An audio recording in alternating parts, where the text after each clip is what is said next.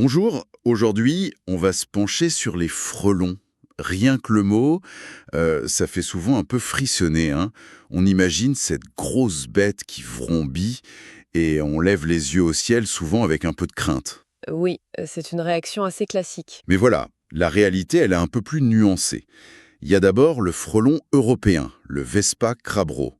Lui il est bien de chez nous, plutôt discret et même utile on va le voir. Tout à fait, Et puis, il y a l'autre, le frelon asiatique, Vespa velutina, arrivé plus récemment, et lui, par contre, pose de vrais soucis. c'est ça. Donc, notre mission aujourd'hui dans cette exploration, ça va être de démêler un peu le vrai du faux. Quel rôle il joue vraiment? Comment on fait pour les différencier à coup sûr?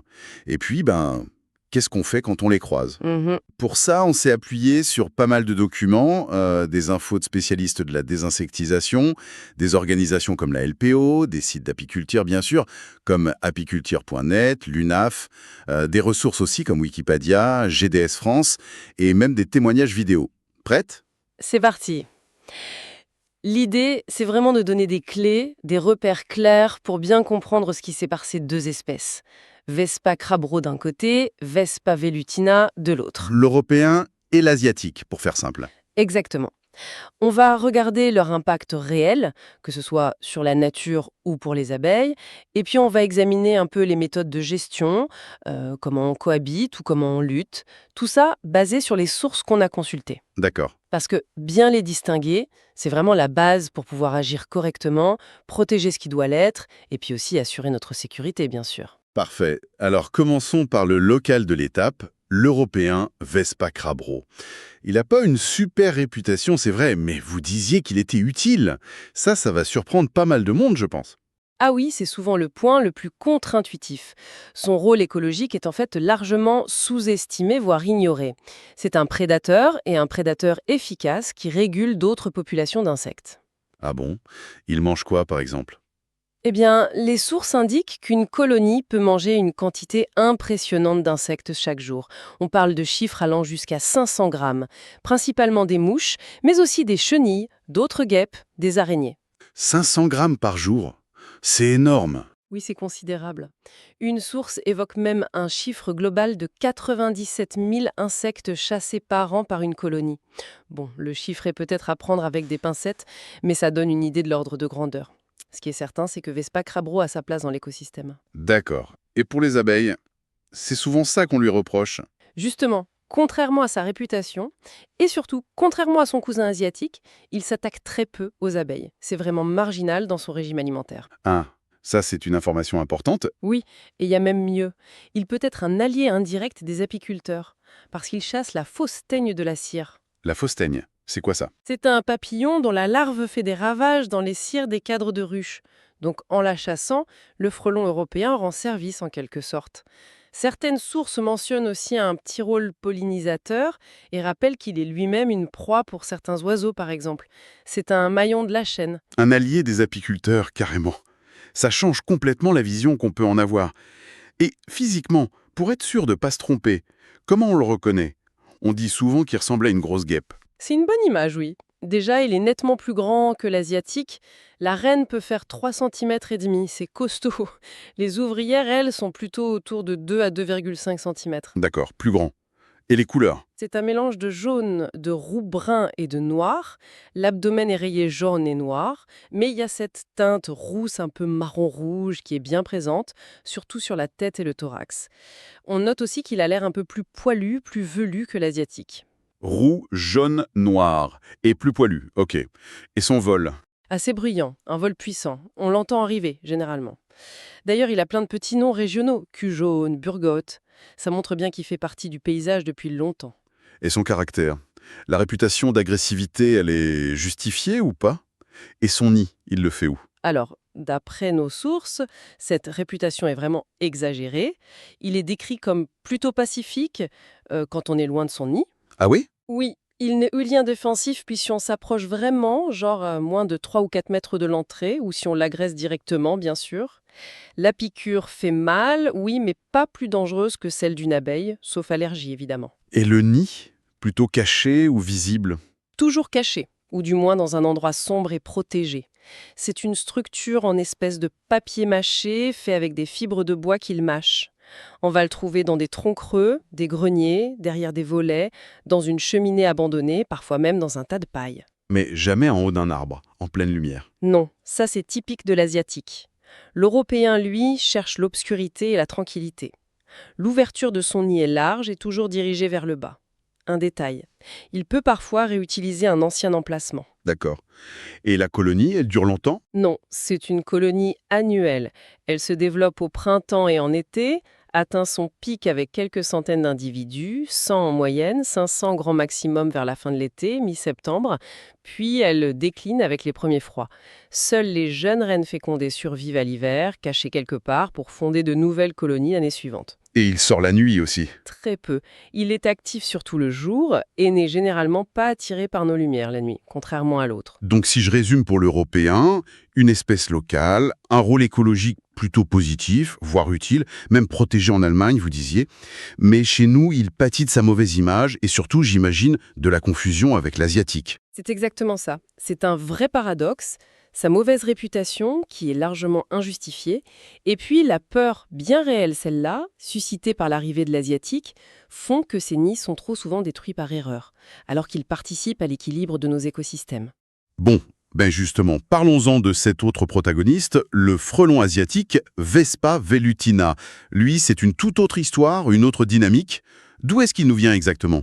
Alors lui, il vient d'Asie continentale, principalement de Chine, d'Inde. La sous-espèce qui s'est installée ici en Europe, c'est Vespa velutina nigrithorax. Elle est arrivée accidentellement en France, dans le Lot-et-Garonne, on situe ça vers 2004. Accidentellement. Comment? L'hypothèse la plus probable, c'est celle de rennes qui hibernaient et qui ont été transportées involontairement dans un lot de poterie importé de Chine. Une ou quelques rennes qui ont réussi à s'établir. Et à partir de là, ça a été fulgurant, l'invasion. Incroyablement rapide, oui. Les cartes de progression sont impressionnantes. En moins de 20 ans, il a colonisé quasiment toute la France. Et il ne s'est pas arrêté là. Ouais. Espagne, Portugal, Italie, Allemagne, Belgique, Royaume-Uni, Pays-Bas, Suisse, Luxembourg. Il est partout maintenant, ou presque. On parle d'une progression de près de 80 km par an en moyenne. C'est fou. C'est énorme, oui. Et cette invasion, forcément, elle a des conséquences. Des conséquences lourdes. Il est d'ailleurs classé officiellement comme EEE. C'est-à-dire? Espèce exotique envahissante. Son impact écologique est vraiment sérieux. Surtout sur les abeilles domestiques, notre Apis mellifera. Ah oui, c'est le gros problème dont on entend parler. Exactement. Les sources estiment que les abeilles peuvent représenter jusqu'à 40% des proies qu'ils ramènent au nid pour nourrir ses larves. C'est énorme. Une seule colonie peut capturer des kilos d'insectes par an et là-dedans, une part très importante d'abeilles. On parle de dizaines de milliers d'abeilles par nid et par an. Des dizaines de milliers. Et comment il fait? Il attaque la ruche directement? Sa technique est redoutable. Il se met en vol stationnaire juste devant l'entrée de la ruche et il guette les abeilles qui rentrent, celles qui sont chargées de pollen, donc plus lentes, plus faciles à attraper. Il les saisit en vol. Terrible. Et il ne mange que des abeilles? Non, malheureusement. Son impact sur la biodiversité est plus large. Il chasse aussi beaucoup d'autres insectes locaux. Des mouches, ça compte pour environ 30% de son régime, d'autres guêpes, à peu près 20%. Au total, on a identifié plus de 150 espèces différentes qui peuvent lui servir de proie. Donc un impact écologique certain. Et économiquement? Pour les apiculteurs, ça doit être une catastrophe? C'est un coup très dur pour l'apiculture, oui. L'UNAF chiffre les pertes directes à plusieurs millions d'euros par an. Il faut ajouter à ça le coût de la lutte, la destruction des nids, le piégeage, qui se compte aussi en millions. Et puis il y a l'impact indirect sur la pollinisation. Là, c'est plus dur à chiffrer précisément, mais on parle potentiellement de dizaines de millions d'euros par an. C'est un coût global qui pèse très lourd pour la société. Des chiffres qui donnent le vertige. Bon, maintenant qu'on mesure bien l'ampleur du problème, savoir le reconnaître à coup sûr, c'est vraiment indispensable. Quelles sont les clés pour ne pas le confondre avec notre frelon européen? Alors, premier point, facile à voir, la taille. Il est plus petit que l'européen. La reine fait environ 3 cm, donc plus petite que celle de Crabreau, et les ouvrières sont plutôt entre 1,5 et 2,5 cm. D'accord, plus petit. Ensuite, la couleur. Vous disiez qu'il était plus sombre. Oui, beaucoup plus sombre. La dominante, c'est le noir. Le thorax est entièrement noir, un peu velouté. L'abdomen est noir aussi. Sauf à l'arrière, il y a une fine bande orangée et surtout, le tout dernier segment, la pointe de l'abdomen, est jaune vif, presque orange. Ça se voit très bien. Thorax noir, bout de l'abdomen jaune vif. OK. Et l'autre critère dont on entend souvent parler, c'est les pattes. Exactement, c'est le critère immanquable. Les pattes sont bicolores. Elles sont noires près du corps et jaunes aux extrémités. D'où son surnom très courant de frelon à pattes jaunes. Pattes jaunes, facile à retenir. Donc plus petit, plus noir, bout de l'abdomen jaune, pattes jaunes. Moins poilu aussi, vous disiez. Oui, sa silhouette générale est moins massive, il fait plus lisse, moins velu que l'européen. Et son vol est aussi différent. Plus agile, il est capable de faire de longs vols stationnaires, ce que l'européen fait moins. Il est souvent plus silencieux en vol aussi, même si parfois on peut entendre un bruit un peu sec. D'accord, c'est assez clair. Plus petit, plus sombre, pattes jaunes. Et son comportement et son nid, c'est différent aussi, j'imagine que oui. Oui, très différent. Déjà, il est réputé plus agressif près de son nid. Si on s'approche à moins de 5 mètres, ça peut déclencher une attaque collective. Et il faut savoir qu'il peut piquer plusieurs fois, il ne perd pas son dard comme l'abeille. Ah oui, ça c'est important. Et le nid, il ressemble à quoi Alors, il y a souvent 2 étapes. Au printemps, la reine qui sort d'hibernation construit un petit nid primaire, souvent assez bas dans un endroit abrité, un cabanon, un rebord de fenêtre. Petit et discret au début donc. Voilà. Mais ensuite, quand la colonie grandit, elle déménage et construit un gros nid secondaire. Et celui-là peut devenir énorme, jusqu'à 1 mètre de haut sur 80 cm de large. 1 mètre. Impressionnant.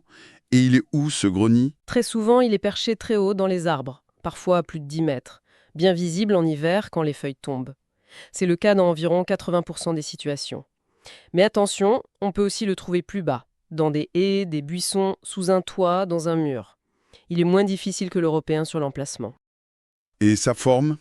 Plutôt sphérique ou en forme de poire, avec une petite ouverture sur le côté, assez discrète. Pas une large ouverture en bas comme l'européen. Et autre différence majeure, il ne réutilise jamais un nid de l'année précédente. D'accord. Et combien d'individus dans un nid comme ça? Ça peut aller jusqu'à 2000 individus en pleine saison, voire plus en termes de production totale sur l'année. Le cycle reste annuel, tout le monde meurt à l'automne, sauf les jeunes reines fécondées qui vont hiberner. Et une dernière différence de comportement notable? Oui, on l'a évoqué, hein. Lui, il est attiré par la lumière la nuit. Ce qui explique pourquoi on peut parfois en retrouver un qui est entré dans une maison le soir, ce qui arrive très rarement avec l'européen. Et pour nous, les humains, le danger réel, c'est quoi? On entend parfois des histoires un peu effrayantes. Faut-il paniquer? Alors, paniquer non, mais être prudent oui. La piqûre en elle-même est douloureuse, c'est certain. Le risque principal si on n'est pas allergique, ce sont les piqûres multiples. Ça arrive si on dérange un nid sans le savoir. En taillant une haie, par exemple, là, ça peut être dangereux à cause de la quantité de venin injecté. Et une seule piqûre. Ou si la personne est allergique. L'allergie au venin, c'est l'autre danger majeur qui peut aller jusqu'au choc anaphylactique. Le venin de l'asiatique a quelques spécificités. Il est très algique, c'est-à-dire qu'il fait très mal, mais c'est vraiment la dose, le nombre de piqûres qui fait la différence en termes de toxicité générale. Ok, c'est plus clair. Essayons de faire un petit récapitulatif rapide pour bien fixer les différences clés. Pour distinguer l'européen de l'asiatique, on retient quoi principalement? Alors oui, on peut résumer comme ça. Premièrement, la taille. L'européen est visiblement plus costaud. C'est ça. Deuxièmement, la couleur. L'européen a du roux, du brun sur le thorax, l'abdomen est jaune et noir avec du roux. L'asiatique, lui, est à dominante noire, avec juste le bout de l'abdomen jaune vif et surtout les fameuses pattes jaunes. Parfait. Troisièmement, le nid. Celui de l'européen est plus caché, dans le noir, avec une large ouverture en bas. Celui de l'asiatique est souvent très haut, bien visible, de forme sphérique, avec une petite ouverture sur le côté. Tout à fait. Et quatrièmement, le comportement. L'européen est plutôt peinard, loin du nid. L'asiatique est plus défensif près du sien, il fait du vol stationnaire pour chasser, et il est attiré par la lumière la nuit. Voilà. Avec ces 4 points, normalement, on ne peut plus se tromper. C'est une excellente synthèse. Et c'est crucial de ne pas se tromper, vous disiez. Absolument. Avant d'envisager quoi que ce soit, il faut être sûr de qui on a affaire. Surtout, ne pas détruire par erreur un nid de frelons européens. Ils sont utiles, on l'a vu, et leur population peut être fragilisée dans certaines régions. Il faut vraiment les préserver. Alors, justement, une fois qu'on a identifié, qu'est-ce qu'on fait? Pour l'européen, si son nid ne gêne pas trop, La meilleure solution, c'est de le laisser tranquille. C'est souvent la meilleure approche, oui. Si le nid est dans un endroit qui ne présente pas de danger immédiat, au fond du jardin, dans un grenier où on ne va jamais, la cohabitation est tout à fait possible. La règle d'or, c'est de rester calme à proximité, pas de gestes brusques. Il faut se souvenir qu'il n'attaque que pour se défendre. Et si vraiment il est mal placé? En Allemagne, où il est protégé, il existe des techniques pour déplacer les nids. On a vu une vidéo là-dessus. Des spécialistes aspirent les adultes, récupèrent les rayons de larves et réinstallent tout ça dans une boîte spéciale qui est ensuite déplacée plus loin. Ah oui, c'est possible ça. Ces techniques, ça demande un savoir-faire, mais oui, ça se fait. Ça montre qu'une approche de préservation est envisageable. En France, c'est moins courant, on a plutôt tendance à détruire, mais l'idée mérite d'être connue, peut-être développée. D'accord. Et pour le frelon asiatique, alors là, c'est une autre affaire. L'envahisseur problématique, quelles sont les stratégies? On ne peut pas juste le laisser s'installer partout. Non, effectivement. Face à Vespa velutina, il faut une lutte organisée. On l'a dit, il est classé espèce exotique envahissante et danger sanitaire pour l'abeille en France. Ça veut dire qu'il y a une stratégie nationale, des plans de lutte départementaux, souvent pilotés par les GDS ou les Fredons. Une loi récente est même venue renforcer tout ça. Et concrètement, ça passe par quoi cette lutte? La méthode numéro 1, ça reste la destruction des nids. Mais attention, point crucial, il faut absolument faire appel à des professionnels, des entreprises formées, équipées, qui respectent des protocoles stricts, souvent définis dans une charte.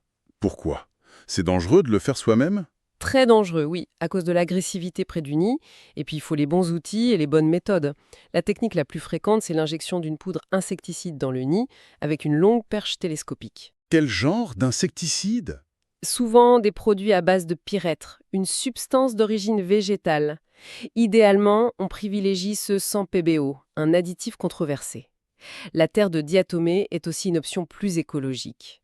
Pour les nids très hauts, inaccessibles à la perche, on commence à utiliser des drones équipés pour le traitement. Et pour les petits nids du début, au printemps? Pour les nids primaires, ou ceux qui sont vraiment très accessibles, on peut parfois envisager une destruction mécanique, ou même par le froid avec une bombe de froid. Mais là encore, prudence. Le paintball, qu'on voit parfois, est déconseillé.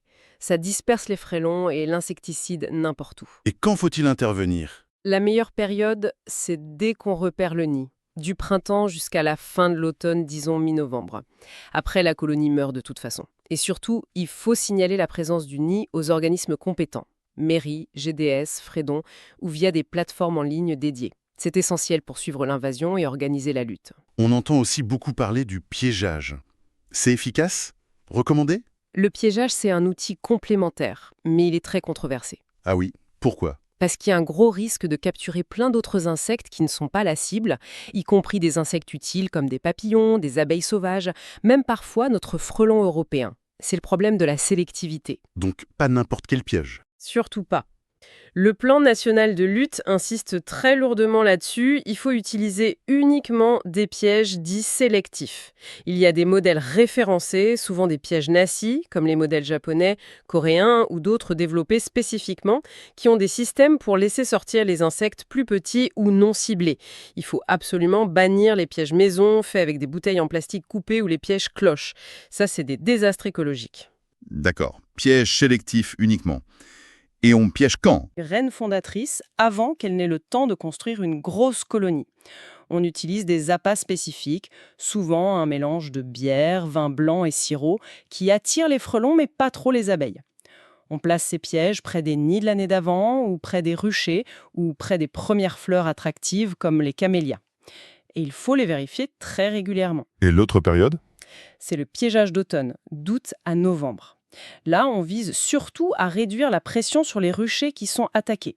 On capture des ouvrières et des futures reines. On utilise les mêmes pièges sélectifs et les mêmes types d'appâts, placés cette fois à proximité directe des ruches. Et justement, pour protéger les ruches pendant cette période critique de l'automne, qu'est-ce que les apiculteurs peuvent faire d'autre? Il y a plusieurs dispositifs pour limiter la prédation juste devant les ruches. Les plus courants, ce sont ce qu'on appelle les muselières. Ce sont des sortes de cages ou de tunnels en grillage qu'on place devant l'entrée de la ruche. Ça empêche les frelons d'entrer. Ça les empêche surtout de faire leur vol stationnaire juste devant la porte et d'attraper les abeilles facilement. Il y a différents modèles, avec des mailles plus ou moins larges. L'idée est de tenir le frelon à distance tout en laissant passer les abeilles. Il vaut mieux les installer assez tôt dans la saison, vers juin-juillet, pour que les abeilles s'y habituent. D'autres systèmes. Oui, il existe des muselières qui intègrent un piège. Le frelon rentre, mais ne peut plus sortir. Il y a aussi les harpes électriques. Ce sont des cadres avec des fils parallèles électrifiés, placés devant les ruches. Le frelon qui vient chasser en vol stationnaire touche les fils et est tué. C'est assez efficace. Mais ça demande une installation, une source d'énergie, un peu d'entretien. Et des choses plus simples. Plus simple, on peut poser des réducteurs d'entrée sur les ruches. Ça gêne un peu les frelons. Certains utilisent aussi des tentes en filet pour protéger plusieurs ruches. Et dans les cas extrêmes, si la pression est trop forte, certains apiculteurs choisissent de déplacer temporairement leurs ruches, de faire une transhumance vers une zone moins infestée. On voit qu'il y a des solutions, mais ça demande pas mal d'efforts aux apiculteurs. Énormément d'efforts et d'ingéniosité, oui. Il y a aussi quelques pistes un peu différentes qui sont explorées, comme planter des sarracénias, des plantes carnivores, près des ruchers, ou même laisser des poules se balader, car elles mangent parfois les frelons qui chassent près du sol. Mais la base, ça reste la vigilance, la destruction des nids et le signalement. On voit bien qu'il y a toute une panoplie d'actions possibles, mais que l'identification correcte et le choix de méthodes sélectives, c'est vraiment la clé. Pour finir, juste une précaution générale. Si on croise un frelon au jardin, en pique-nique, que faire? Le mot d'ordre, c'est vraiment le calme. Il faut se rappeler que le danger principal, si on n'est pas allergique, est vraiment lié à la proximité du nid. Moins de 5 mètres pour l'asiatique, 3-4 mètres pour l'européen. Un frelon tout seul qui butine une fleur ou qui chasse un autre insecte, il n'est généralement pas agressif si on ne le menace pas directement. Donc, on ne s'agite pas. Surtout pas. On évite les gestes brusques, on n'essaye pas de le chasser avec la main ou de l'écraser. On s'éloigne tranquillement si on n'est pas à l'aise. Et bien sûr, si on découvre un nid près de la maison, d'une aire de jeu, d'un chemin fréquenté, on ne tente rien soi-même. On appelle un professionnel ou les services compétents. Parfait, merci beaucoup pour toutes ces précisions. C'était très clair. On a donc bien compris la différence fondamentale. D'un côté, notre frelon européen, Vespa crabro, un acteur de l'écosystème local, souvent mal jugé, qu'il faut plutôt préserver, et de l'autre, un envahisseur, Vespa velutina, le frelon asiatique dont l'impact est réel et nécessite une gestion active mais réfléchie. On a maintenant les clés pour les identifier sans se tromper, et on comprend mieux les enjeux, les méthodes, de la cohabitation possible avec l'un à la lutte nécessaire et encadrée contre l'autre. Et tout ça, finalement, ça nous amène peut-être à une question un peu plus large pour conclure. On a d'un côté ce frelon européen qui a un rôle écologique avéré, qui est même protégé chez certains de nos voisins, et de l'autre, cet envahisseur asiatique qui nous oblige à mettre en place des stratégies de lutte qui, même si on essaye de les cibler au maximum, ont forcément un impact sur l'environnement. On pense aux insecticides, aux limites de la sélectivité du piégeage. Oui, c'est vrai. Comment on gère cette tension? C'est toute la question. Comment trouver le juste équilibre? Comment peut-on imaginer une gestion qui arrive à la fois protéger notre biodiversité locale, y compris le frelon européen, tout en défendant la filière apicole qui est sous une pression énorme et en garantissant la sécurité de tous? Est-ce qu'on devrait peut-être s'inspirer davantage des approches de préservation ou de gestion intégrée qu'on voit ailleurs, tout en adaptant nos réponses à l'urgence que représente Vespa velutina ici? C'est un défi complexe, clairement, qui demande sans doute une réflexion collective qui continue et des stratégies qui évoluent avec nos connaissances.